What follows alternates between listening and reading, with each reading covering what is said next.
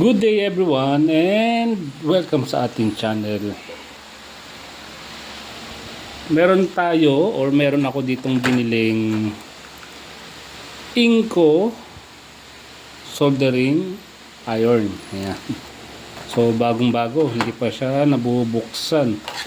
Binili ko siya dahil nasira na yung aking lumang soldering iron. So subukan natin kung gaano nga ba ito ka-effective gamitin. So, para matesting natin, meron dito akong ginagawang extension may ginagawa akong extension dito, extension outlet. So, putol yung kanyang wire. So, ang ginawa ko, tinanggal ko rito at isosolder natin or pagdudugtungin natin ulit. So para ma-solder natin siya ng panibago, na ibalik natin, gagamitin natin itong bagong-bagong Inco electric soldering iron. Yan. So sabi rito, ito ay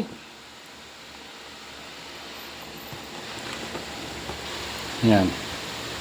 Siya ay 220 to 240 volts, straight tip, preheated 3 to 5 minutes, pang industrial grade. Yan.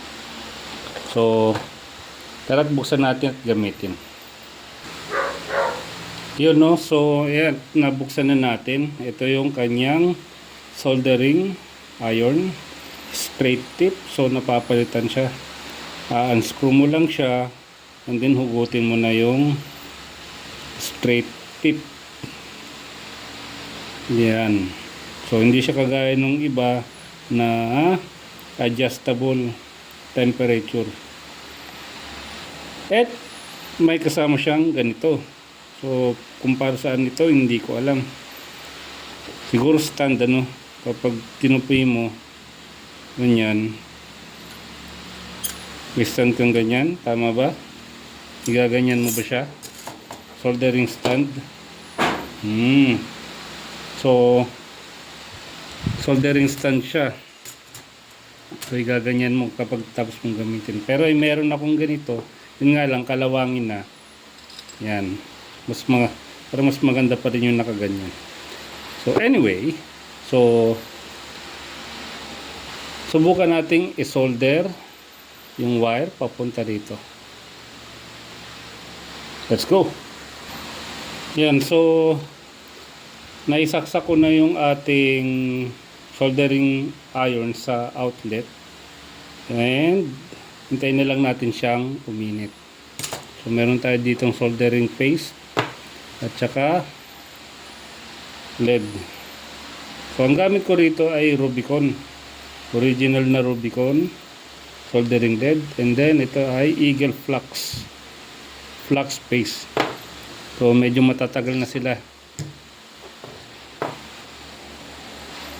So hintayin lang natin uminit.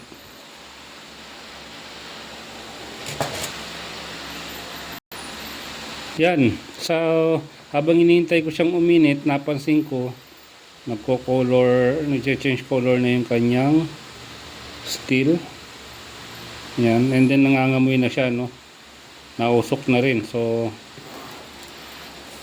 yan. So good siya na umiinit. Hindi siya defective. So yan, umuusok na.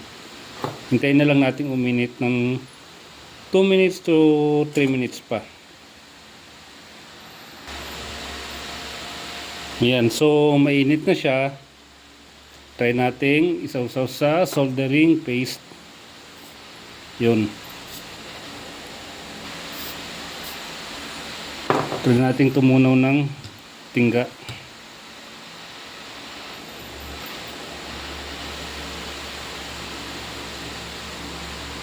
Yun.